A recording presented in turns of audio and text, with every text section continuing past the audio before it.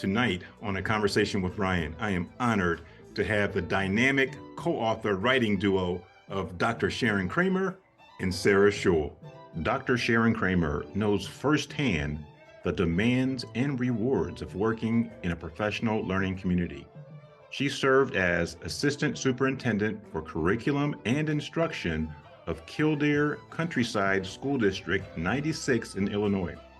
In this position, she ensured all students were prepared to enter Stevenson High School, a model PLC created by the late Dr. Richard DuFour. Sharon is an author of numerous books, including her newest book, Acceleration for All, co-authored with our other guest tonight, Sarah Schuhl. Sharon's customized professional learning community coaching academy have empowered school and district leadership teams across the nation. Sarah Schuhl has worked with districts throughout the United States and has written several books to aid school teams in their work, including the popular co-authored book with Sharon Kramer, School Improvement for All, which provides resources and rubrics for leaders and collaborative teams to work more effectively and efficiently. She has also co-authored her most recent book with Dr. Kramer, Acceleration for All. Sarah has co-authored a mathematics series of books for school teams. She is a consultant and a coach in many schools, including those targeted in school improvement. She has been a secondary mathematics teacher, a high school instructional coach, and a K-12 mathematics specialist. Sarah serves as a member of the National Council of Teachers of Mathematics editorial panel for the journal Mathematics Teacher. And so without further ado, let's welcome to A Conversation with Brian, Dr. Sharon Kramer and Sarah Schuhl.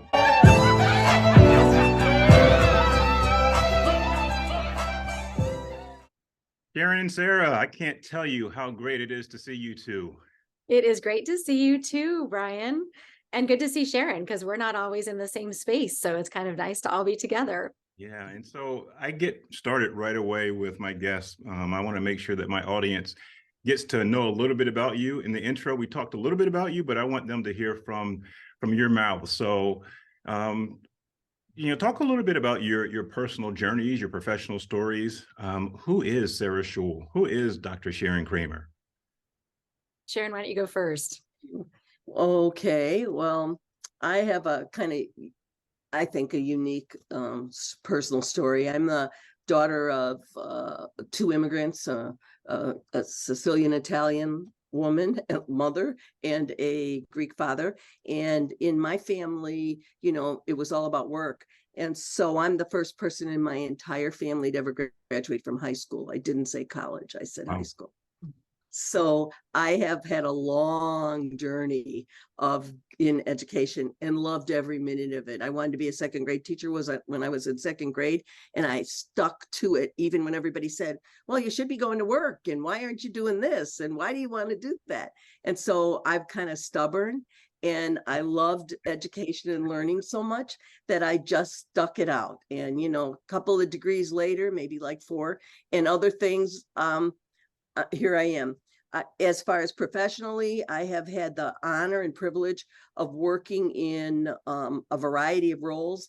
In fact, I'm just old enough to have done almost anything in schools at this point in time. And I have worked in a lot of schools where students were underperforming. And that was where my heart really was. Sure. And so when Sarah and I had an opportunity to work together in Oklahoma City, we just decided it was time to write something for school, particularly geared towards schools. It was good for all kids, just Sure. like everything is, but particularly geared for those students who need us the most, those that are underperforming. And so that's kind of my journey. In a short nutshell. I'm old enough we could talk for a while, but I think that's enough. We'll have enough time to cycle back and talk a little bit more about your journey, Sharon. But yeah, that's really impressive. The first in your family to finish high school. That's amazing. Yeah.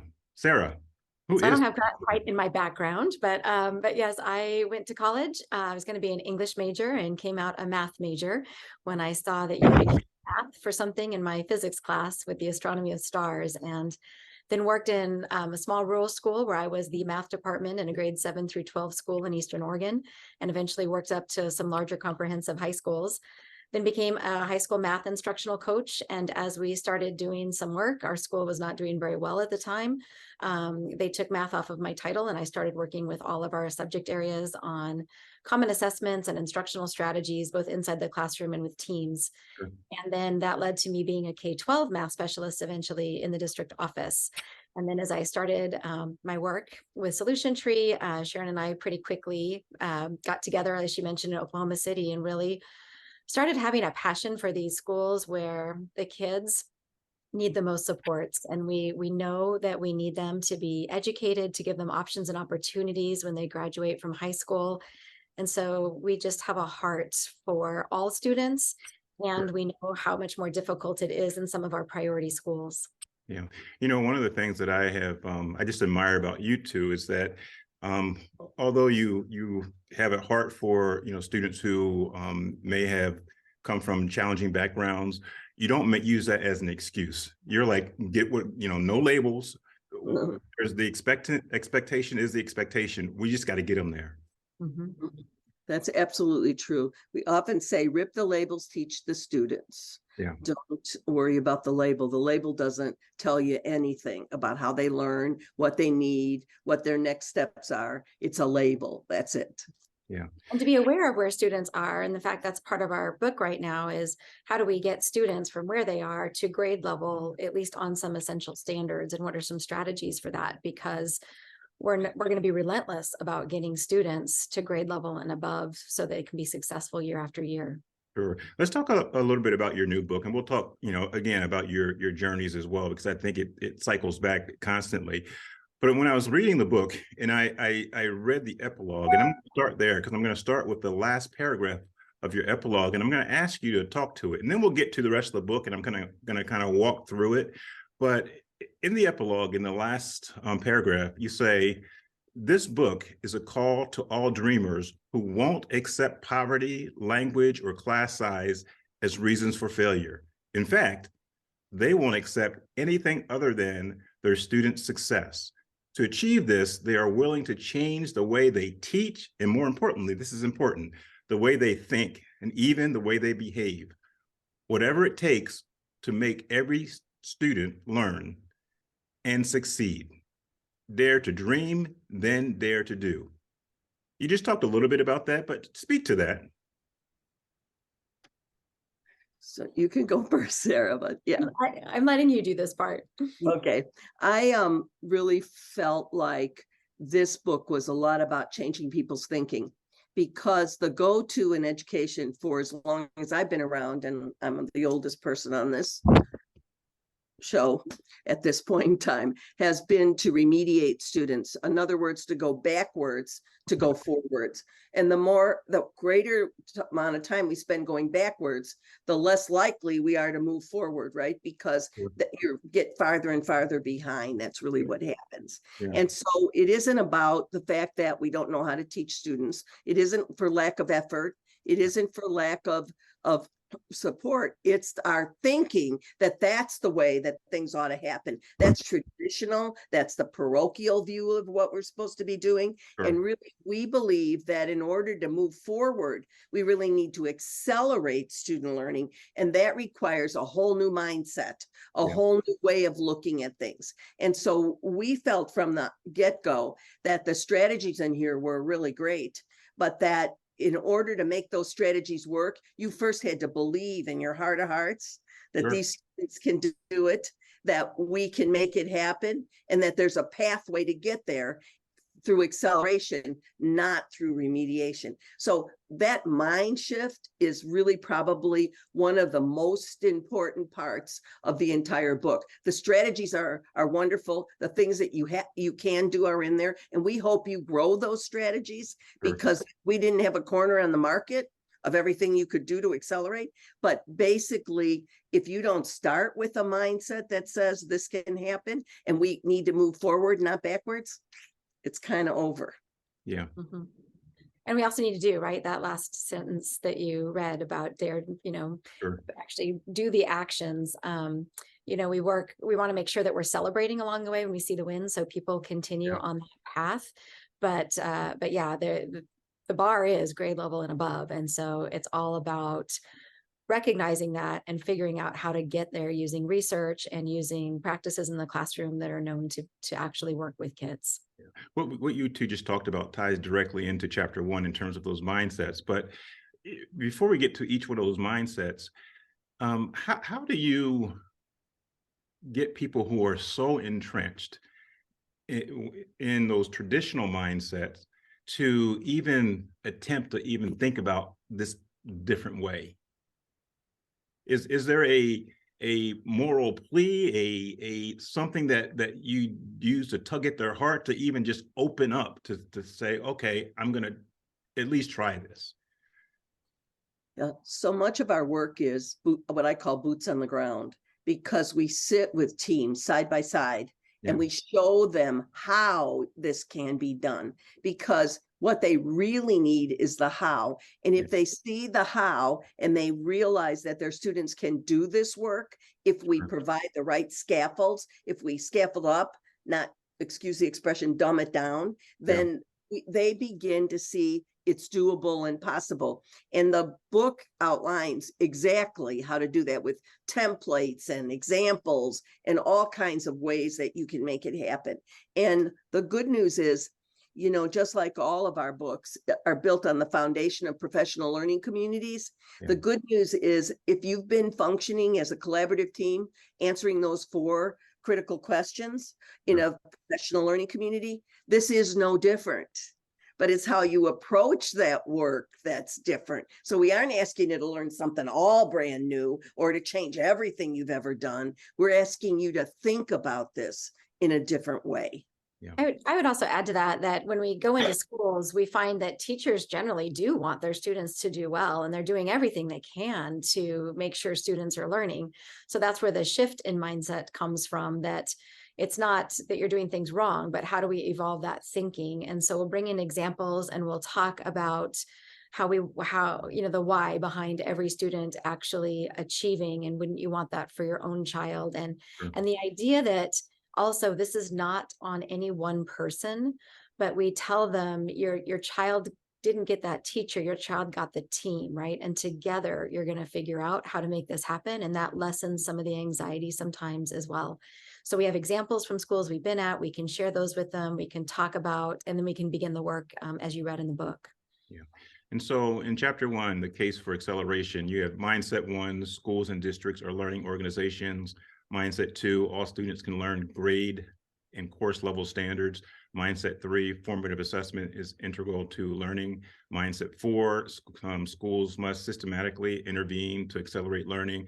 Mindset 5, instructional strategies should create forward-moving learning. And mindset 6, everyone is a leader of learning. Talk to any and all of those in terms of, again, that mindset, but all of those are shifts for some people or some districts, some schools. They are shifts, but I think it fits into the total framework, because if you're going to look at things through the lens of acceleration, through the lens of getting students to grade level and beyond, then you have to look at your curriculum, you have to look at your assessment, you have to look at your instructional strategies, you have to look at how this work is being led out in your school, because no one person can do it all. Everybody who's ever been a principal knows that. And so basically, I think it fits into the framework of that work. And I think that the shifts in each one of those categories really come along it more naturally than we think, because you're meeting as a collaborative team, you're looking at the curriculum, you're answering those questions, and you're just asking yourselves, how are we going to get them to this standard? Not one that was a grade level below. What is it going to take? What conceptual understanding do they need to get up here? And so I think that framework kind of naturally moves through. Yeah. And there's a focus on data too, just to see, what is your current reality and how, and that provides another reason why we need to have these shifts as we get more students learning. One of the things that I hear a lot still in my work is, when people say we can't teach all these standards and get them to master all these standards. And I guess people still are not hearing us or not listening because you focus so much on priority standards. Can you really talk to that? Because when I say that and try to work with people and teams, they eventually get it, but then there are still some saying, I still need to cover everything because they're feeling so much pressure from the district and their rule followers. Mhm. So, we talk about maybe 8 to 10-ish priority standards. And I know you, Brian, you've heard this analogy quite a bit too, but kind of like a fence where you go to build that fence, and to make the posts, you spend extra time because you measure the distance between the posts, you dig a hole, you mix concrete, you put the post in, you pour the concrete, you let it set. And so the structure of that fence are the posts. Mhm. And so when we pick those priority standards, we're picking what is the structure, what are some things we can promise will get every student to grade level on, so that when we send them to the next grade level or course, they can be grade level ready there, and we can continue to accelerate learning from there. Because what we know is we can't do it on everything, but we also know that a fence is not just made up of posts. So Yeah. you do need some rails, and that's where some of those supporting standards come in. You will touch on some important to know standards because you'll need to have them in order to get to the priority, but those priorities are the focus. They're the focus of any intervention that you might be doing as a team. They are the focus of your instruction. They are the focus of your assessments, and you're gathering that information as a team to see how well students are doing. Because again, we are promising at least we will send kids grade level ready on these. And so what do you say to, and I'm going to push back a little bit, because what do you say to, teachers who say the district handed me the priority standards, or the district handed me, quote, a guaranteed and viable curriculum, and they say we have to teach this and it's still too many standards. What do we do with that document? We say, let's look at the list and let's pick our 8 to 10. Let's pick the ones that are most critical, so we're still, within the list there.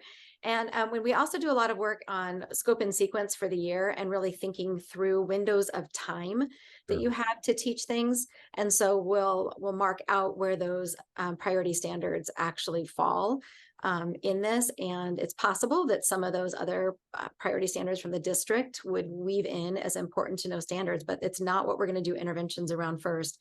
And it's not going to be the focus of all of our common assessment work and 10-day plans. Yeah. That actually is one of the shifts that we talk about a lot when you go to acceleration, is that shift from teaching the curriculum to teaching the student. Yeah.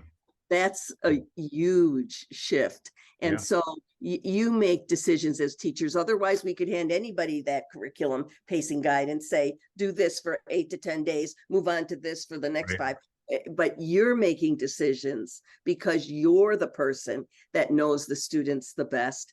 And, I kind of always say you have to teach the students that show up, not the one the pacing guide was written for. Yeah. Because sometimes they're not the same. Yeah. In fact, most of the time they aren't. Well, I think also, and you two know this better than I because you're the experts, but also when we have teams, choosing those standards together, there's deep understanding of those standards. So there's no educational lottery when they go back to their individual classrooms. There's consistency in the way they understand those standards, in the way they assess those standards. Mm-hmm. And we want to look at them vertically too, right? Just to make sure that the course or grade level above you agrees. Yes, please send us kids that know these to grade level. We talk about in the book too, the need to teach for conceptual understanding, that is what builds retention and helps students really be able to make connections and put things together. And John Hattie talks about prior knowledge as being rather high in terms of impact in student learning. And so if you're going to do all of that, right, it takes time. And that is where we need to prioritize some of the standards to do it well so that kids can grow from year to year. One of the things I was excited to read in your book in chapter 2, culture that accelerates learning. And we've seen, the teacher part and the principal part. But the piece that was really exciting, because we really spent a lot of time in my former school, Mason Crest, doing this, is really helping parents and community members understand this process. Talk a little bit about that. So one of the things in that chapter we talk a lot about is that in schools, we wonder what our mission or purpose is. And I don't know why we wonder about that, because we're a learning organization. Yeah. And I don't know if learning isn't what we're about, then I don't know, what are we about? Okay. And so we talk a lot about how every school's mission is really learning is required. And then if that's the mission, learning is required. It's not optional, not if you feel like it today, not if it's going to happen today, maybe next week, I don't know, but basically it's required. And if you believe that's your true mission, and it should be every school's mission, in my view, if you believe that's your true mission, then what does that mean if you're a student? What does that mean for parents? What does it mean for teachers? What does it mean for the principal or leadership team around that piece of it? And what does it mean for parents? And beyond that, what does it mean for community members? Because it takes all of us to educate our children. And so we talk a little bit about what role everybody plays in that, and how we have not necessarily always spent enough time explaining that mission to people beyond our school, and gathering their input and making them part of the process. And also, so to be fair, holding their feet to the fire. If learning is required, I mean, you say it to students, you know, learning is required at our school, and you didn't do your assignment. So maybe today, instead of going to lunch with your friends, you finish this, because at our school, learning is required. Yeah. I mean, every parent that has to bring their child to school late for whatever the reason, you have a little conversation, not saying you're late. You say, you know, at our school, learning is required. And if your child is late, they miss the launch lesson, the instructions, the morning, that sets the whole tone for the day. Can you just come a little earlier? I know it's hard to get to school, but can you come earlier? Because at our school, learning is required. It becomes the mantra for everybody. And I think that that's the only way we're going to make sure all of our students are well educated to grade level and beyond. Well, I think we need to make sure too that the messaging we're sending from a school isn't always negative. Are the phone calls home only when students are in trouble or not doing well? Like, how do we spin that and start to recognize that learning is required and students are doing it, and celebrate it in the community, so they can really see the school as a beacon of getting their students educated for those options and opportunities. I think oh, go ahead, Sharon, I'm sorry.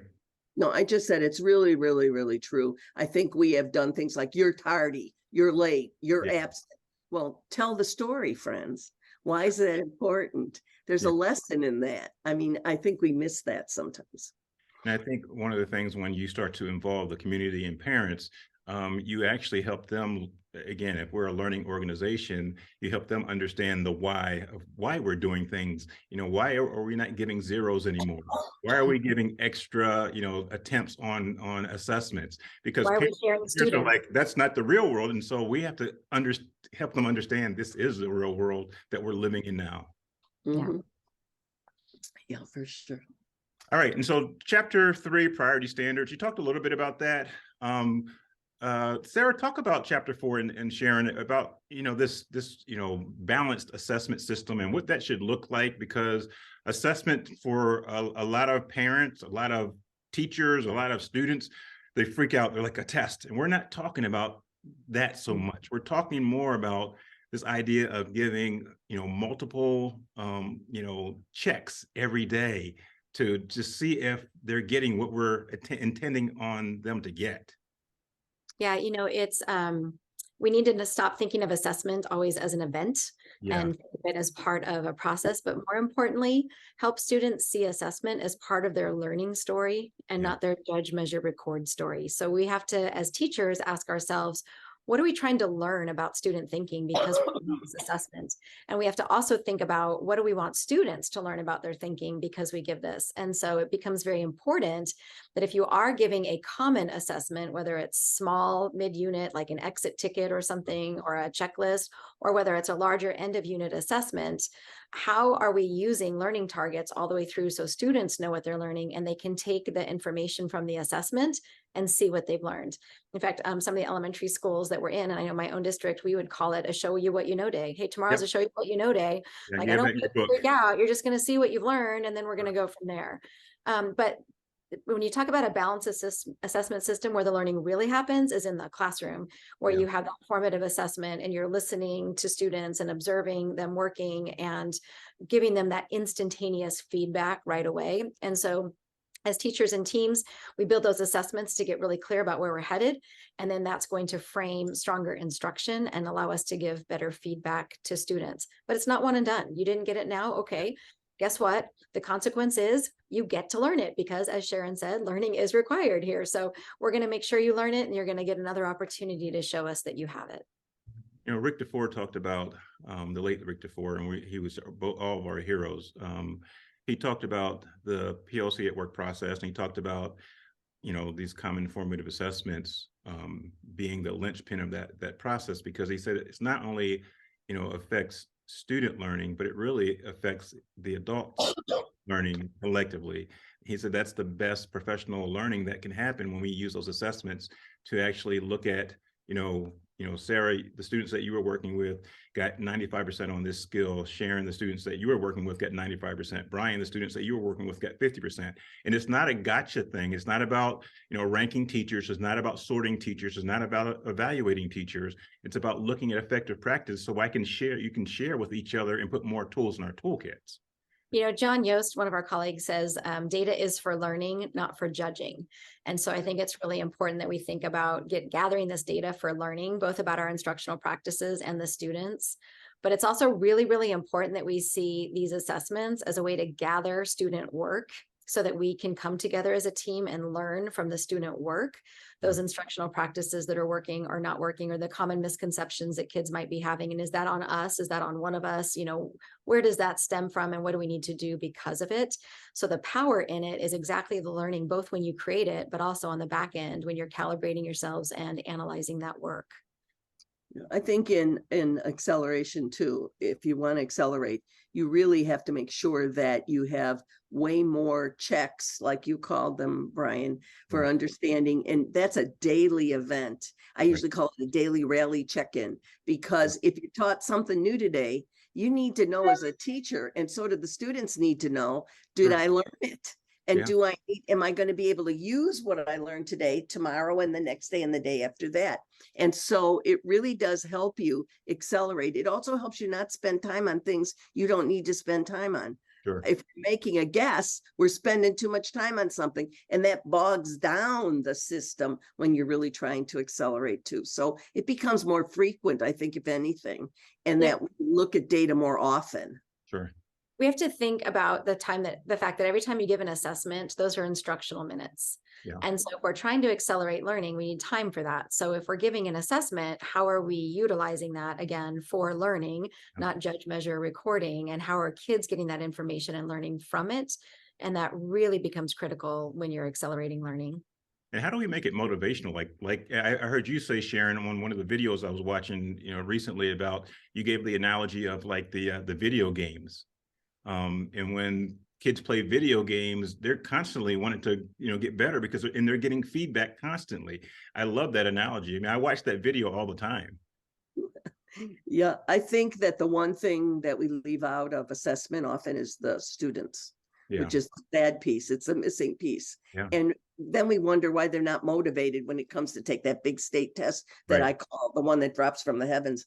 And basically, that's what the students think, that basically it's because we haven't engaged them all the way along. So, you know, we believe in tracking your data and understanding your errors and analyzing your mistakes and looking at your own work and determining where you are. I mean, all those things engage students, and they also build confidence and efficacy, which is what you want, because if you want them to dig into an assessment when it's really hard, or they don't understand it, or they can't read the paragraph in front of them, well, they have to feel pretty good about themselves to keep on going, don't they? Yeah. And so if you engage them all the way along in that, like video games do, in a lot of respects, they're going to stick with it because they know sooner or later they're going to figure it out, or rather than give up and say, I can't do this right at the start. So that's part of the whole process, is we believe that the missing link is students, and we need to be more aggressive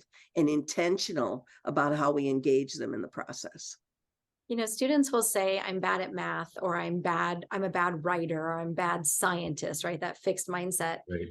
And if they don't have assessments that are tied to the same targets, those priority standards we've been talking about, those same targets they've been learning, then then all they think is I failed my chapter 2 test, but I don't Right. even know where to start. But if we have the targets, you inspire them because they can see, oh, I can add fractions with like denominators. I'm Yeah. just need to work on adding fractions with unlike denominators. Sure. And that feels doable, right? So how do we bring students in that confidence, that self-efficacy? It's definitely going to be involved helping students see the link between their instruction and assessment and continued learning. Well, and again, it helps them see that they're making progress. They could have like 4 targets within the standard and they've mastered a couple and they're like, oh, I can do this, right? Yes.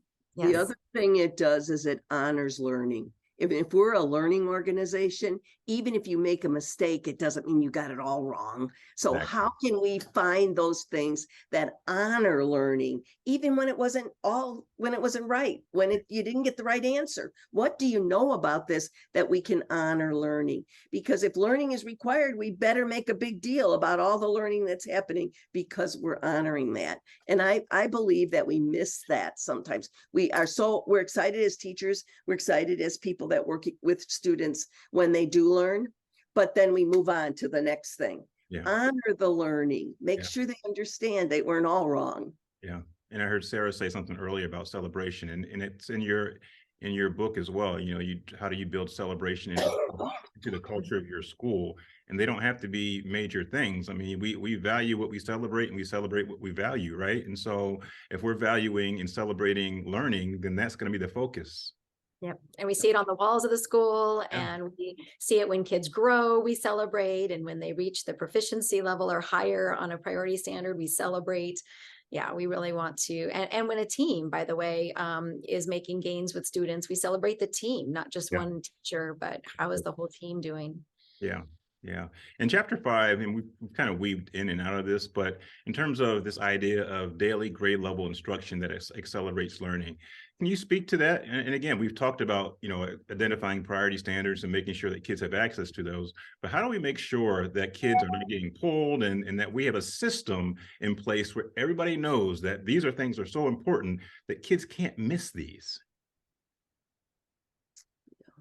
So the instructional strategies were really based on those, I believe, the 7 things that are, I mean, we have other things in there too, but the 7 Sure. things that both Hattie and Dr. Marzano really push and agree on. I do use a lot of John Hattie's work, Yeah. and I do use a lot of unpacking of those things that he says are most important. And Sure. I think when the instructional chapter was written, it was based on what are those instructional strategies that Yeah. really move the learning forward. And I am excited about that because I think we are getting a lot of schools and districts with new teachers, brand new teachers, and Yeah. people who maybe haven't had as much experience. And I think that those instructional strategies are the only thing that's going to support us all, Sure. frankly, in So the end. and on the systems piece, you do have to have time in order to teach, right? And use Yeah. these strategies. So if we've identified those priority standards, we know when those are being then that's a no pull time of students for different things. We're in schools, we work on minimizing the number of times that the speaker is going off in the classroom, which every Yeah. time that happens, students, thinking stops. And so it becomes also important to share those priority standards with anybody that might be supporting student learning in that grade level or course, so everybody knows what's most important. Sure.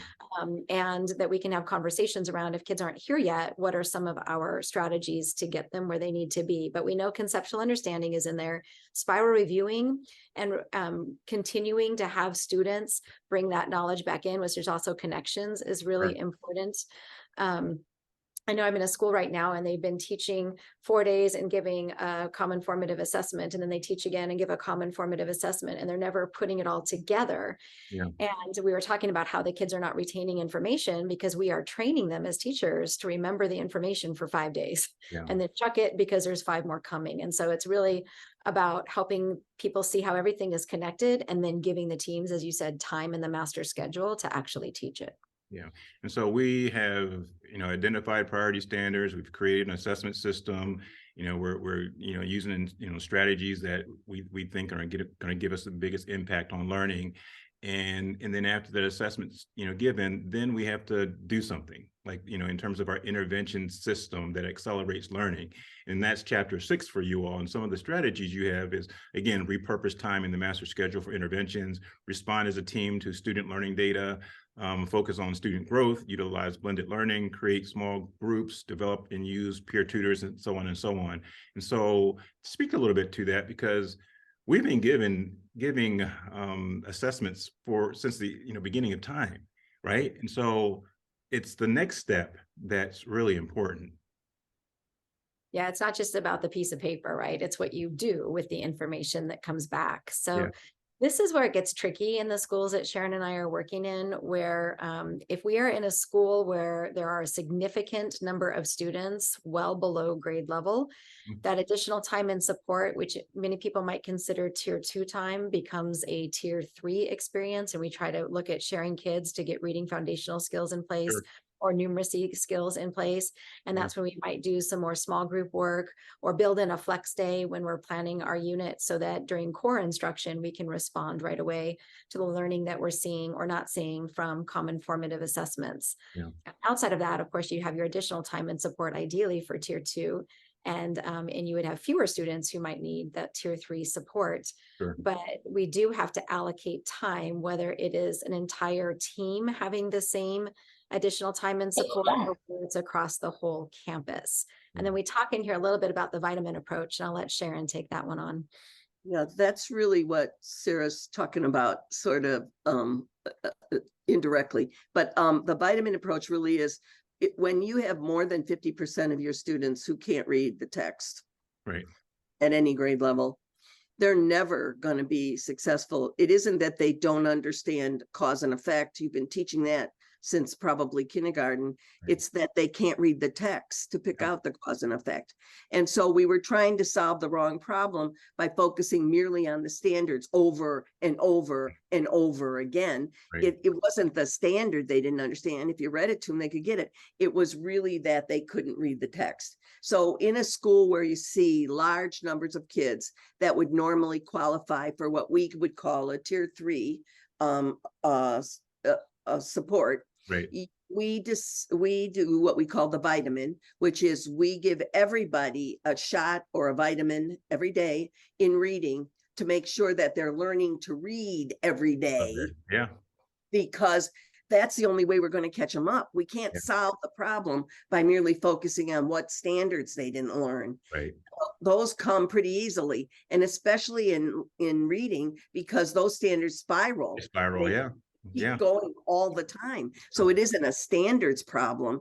It's a comprehension reading problem. And so that's kind of where the vitamin approach came from. It came from the fact that when you have growing kids at home, you give them vitamins because you want them to grow big and strong. We want to give everybody a vitamin, particularly in literacy. Sometimes it's literacy and numeracy. And we want to give them that vitamin so that they'll be strong all along. And ultimately, it's about what are those times in the day that you can carve out so that, again, we can share kids. There's more than one teacher. We can focus in on a targeted skill, reading foundational skill or intervention.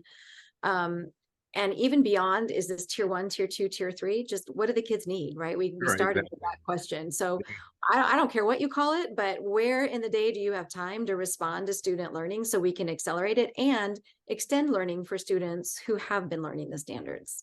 And I think one of the things that we have to really help people understand is that if I'm a 5th grader and I can't read the text, but I can understand inferencing, I have a 5th grade brain. I don't have a 2nd grade brain, right? So I can understand, like you were saying, Sharon, I can't read the text.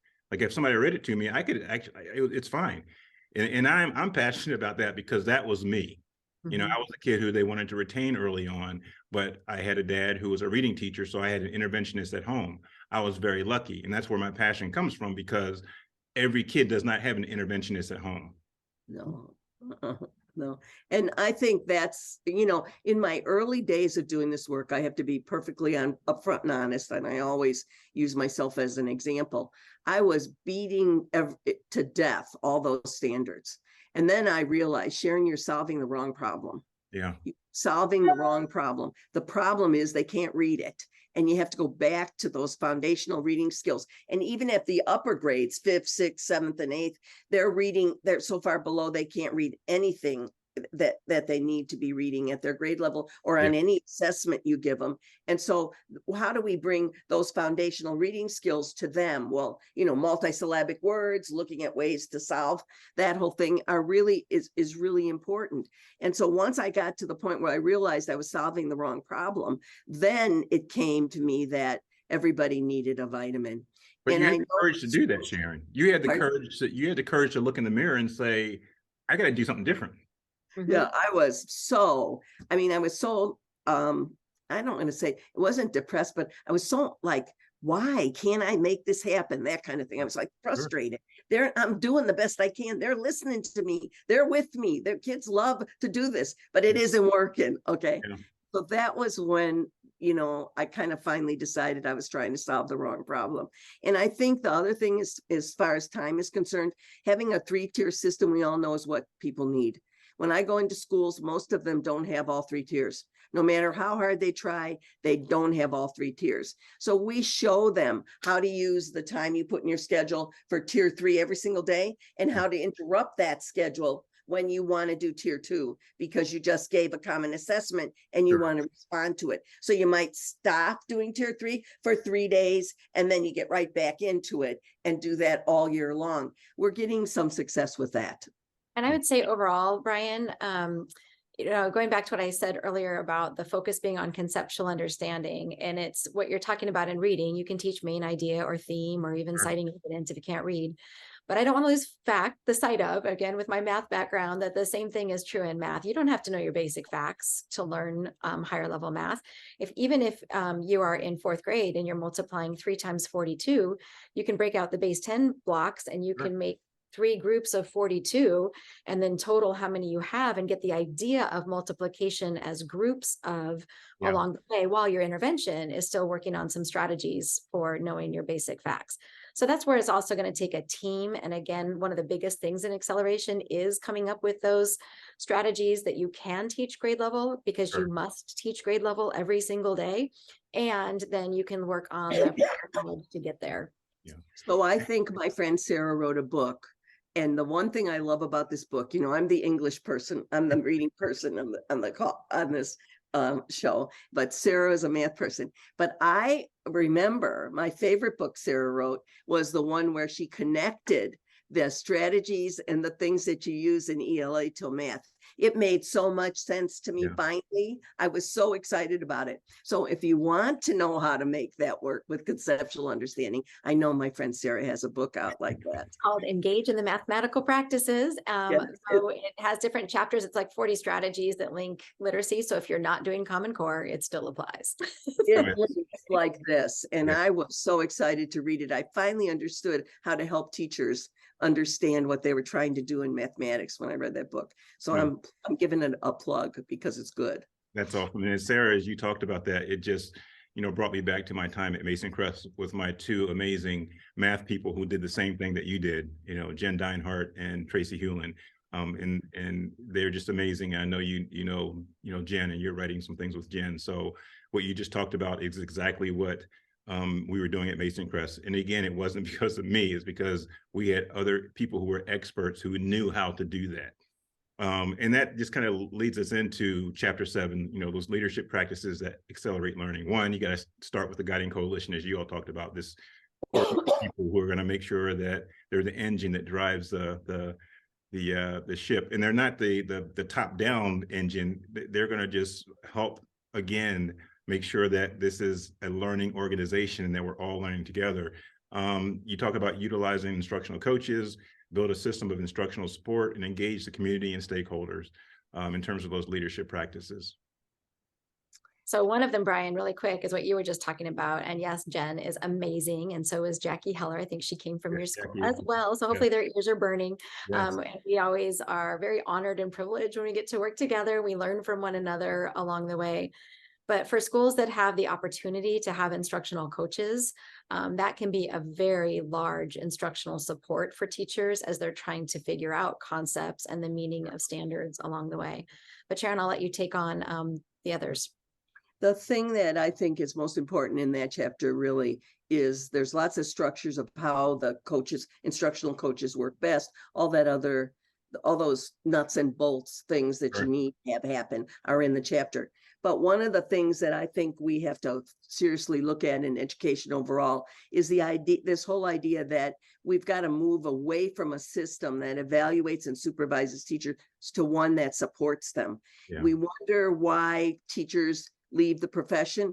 It's not because they don't like children anymore or they don't think it's the most fun job in the world. It's really because they want to be terribly successful at everything we do. We all want to be successful, but without the right supports, you can't do that. Yeah. And so the system of support in this chapter is really all about how do we recruit, retain, keep teachers and support teachers whose maybe first role wasn't a teacher. We have a lot of emergency certified teachers out there in the world. We have people coming to school. And by the way, some of them are doing a super job, but they need lots and lots of support. And so moving away from this whole idea that it's our job to find the best fourth grade teacher or the best third grade teacher, that's not what we should do anymore. It's not about that. It's about what are the supports you have in your school to make sure that all of them are learning and growing, because that's what keeps people in the profession. That's how we recruit and retain them. And so the chapter has a whole system of support, much like we give support to students, but it has a whole system in there about what we can do to support teachers. Yeah, I love that. You know, in Anthony Muhammad and Luis Cruz's book, Time for Change, you know, they talk about, and you all talked about this earlier, you know, when people know how, they'll be on board. They won't resist, you know, and they talk about this. People resist because they don't know how. And that's a logical reason to resist. If I don't know how and you're asking me to do something, I don't want to be put myself out there and look like I'm, you know, incompetent. And so I think, you know, the tools that you all give, and again, this book was so great, you know, School Improvement for all the tools that you all gave in there really address the how. But this book is, you know, that on steroids. I mean, I think you all have just hit a home run with this book, and I just really think it's going to be a great book for every single school, team, individual, district, you know, across the land. We're very excited. Thank you so much. We are very excited. This was sort of the passion I had rolling around in my head for a long time. And then Sarah, of course, I don't know, Sarah always has this passion for this. I don't know how she machines. Yeah, she's you like two are like writing machines. I mean, I looked at all the books that you've written. It's 20 some or 30 books total that you've written. It's just amazing.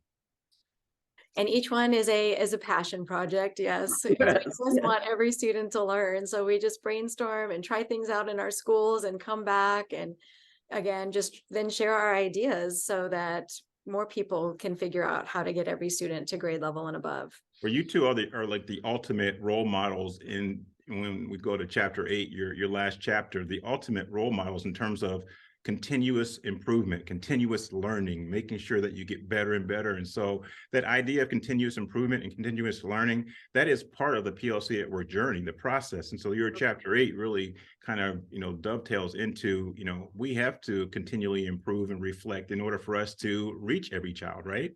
Mm-hmm. For sure. I always say that in professional learning communities, it's as much about our learning as it is about student learning. Yep. And I think sometimes when I say that, people are a little surprised because, you know, we're teachers, we got into this, we're the experts, we're the person standing in front of the class. But no, this work is as much about us learning as it is about the student learning. So I agree. Yeah. Yep. And teachers knowing which essential or priority standards kids did learn, which priority standards they still need to learn, and sharing that for next year so that next year has a leg up on putting standards in the right spot. Yeah. Well, this has been great, you two. I really appreciate it. I just want to tell one or two quick stories before we end. And so, Sharon, one story about you is, I don't know if you remember this, but you and I were at an institute, and it was in Minneapolis. And we were walking around one evening with a couple other people, and we were trying to find a place to eat. And we sat down. And I think it's the first time I really had a chance to chat with you and meet with you. And this was maybe 8 or 9 years ago. 10 years ago, maybe. But we sat, yeah, it's probably been longer than that, but we sat down and you just engaged the heck out of me that night. I was just a fan. After that night, I was just like the biggest Sharon Kramer fan ever. It was a lovely evening. I just always remember that. Oh, that's so kind of you. I remember you sat next to me and I wondered, Yes, I don't know if he drew the short straw tonight. He's sitting next to me, and you were so kind and oh, so it was good. great. Sharon's a lot of fun. You always learn when you have conversations. Yeah, yeah. And Sarah, you know, we kind of met when we started the RTI at Work Institutes together, and that was a blast. But I think, you know, the thing that I remember about you is, remember we were in Arkansas, and it was when Rick had just found out that he had cancer, but we were at an institute, and we did that skit on stage. Do you remember that rap? I and you were such a great sport. You were doing the beat to it. I did not want to do it. Yeah, I was pulling everybody in. I'm like, you got to do this with me, and Sarah's like, okay, and she did it. And so I think the respect that I have for you two as educators, but as people, is just off the charts. You know, at the end of each one of my podcasts, I use this old African proverb that I used when my dad passed away at his funeral a couple of years ago. And the proverb goes, as I go, I am wearing you. And Sarah and Sharon, all that I've learned from you, just the influence that you have had on me. And again, I've had a lot of people who have poured into me. And when you see Brian Butler, you don't see Brian Butler, you see all the people who have helped him along the way, who he is wearing, who have influenced him. And so, you know, again, today, I have always, since I've met you, worn Sarah and Sharon. So thank you so much. Thank you, Brian. We learn from you too, or I have anyway, all the time. Yes. For sure. Thank you so much. Yeah, and so good luck with the book, and we will talk very soon. Thank you so much for coming on A Conversation with Brian, and I'll talk to you later. Thanks so much. Brian. Bye-bye. Bye. Subscribe to A Conversation with Brian on Spotify.